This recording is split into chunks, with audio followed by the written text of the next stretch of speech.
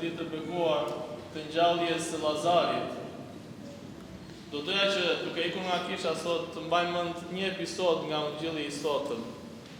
Atje kur Zoti shkon gati përpara varrit të Lazarit edhe motra e tij kupton se ai do që të bëj atë që ajo nuk e mendonte, të hapte varrin e tij, i thot: "Zot, qelbe tani, sepse ka 4 ditë në varr."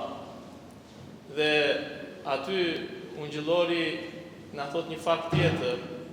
Shënon se Zoti qau.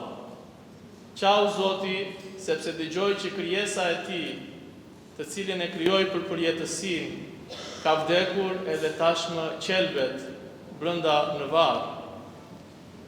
Dhe duke kaluar kreshmën e madhe e cila në vetvete është edhe ajo një lot i tillë, me fuqi shumë herë më të vogël patjetër se sa loti i Zotit, ne i kemi ardhur sot të ndërgjegjshëm për gjendjen në të cilën jemi, pas rënjes në mëkat, për natyrën e prishur të gjendjes sonë, edhe shpresojmë, ashtu si Zoti para varrit të Lazarit, ta mundi vdekjen edhe në Pashkën që pason kreshmën e madhe.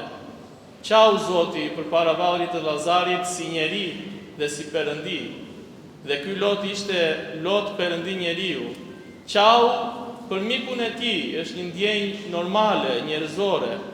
Qau gjithashtu, siç tham, për gjendjen tonë, për krijesën e tij, të cilën e krijoi që të jetë e përjetshme, që të jetojë në parajs, që të bëhet perëndi sipas hirit, edhe sot gjendet në varr. Dhe pastaj dëgjojmë fjalët e Zotit që thot: "Lazar, dil jashtë nga varri." Dhe kjo është një dëshmi që na jep neve sigurinë se fjalën e fundit në histori nuk e ka vdekja dhe prishja, po e ka Zoti, i cili do të ngjallë veten e tij dhe do të na marrë ne ashtu siç tregohet në ikonën e ngjalljes për dorë dhe të gjithë do të shkojmë në qiell, të jetojmë me të, si perëndia ai dhe ne si perëndi sipas hirit. Por kjo nuk bëhet pa vullnetin ton të lirë. Nuk bëhet pa pendimin ton, nuk bëhet pa përpjekjen ton. Jo se nuk e bën dot Perëndia, sepse Perëndia bën çdo gjë, por nuk bëhet sepse ne duhet ta duam atë gjë. Edhe sot po të shikoni në Ungjillin që lexuam, Zoti nuk i ndërmerr hapat në mënyrë të njëhershme, por ai pret disa gjëra nga njerëzit që janë aty rreth e rrotull. Pret nga motra e Lazarit që t'i thotë që po të ishe këtu ai nuk do të kishte vdekur.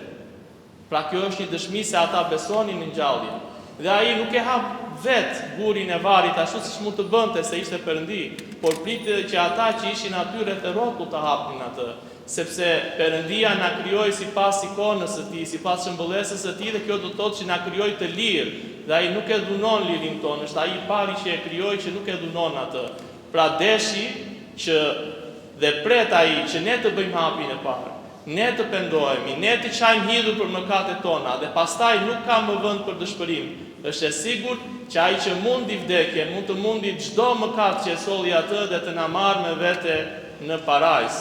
Kështu pra, me lotin e pendimit, le ta shoqërojmë Zotin i cili hyn nesër në Jerusalem, dhe le të bëhemi pjesë e pësimeve të tij, për të cilat ishim shkak, sepse vetëm kështu do të bëhemi të denjë që të festojmë bashkë me të edhe ngjalljen e tij. Gëzuar dhe për shumë vjet një javë të madhe, të shenjtë, të mbarë dhe të bekuar.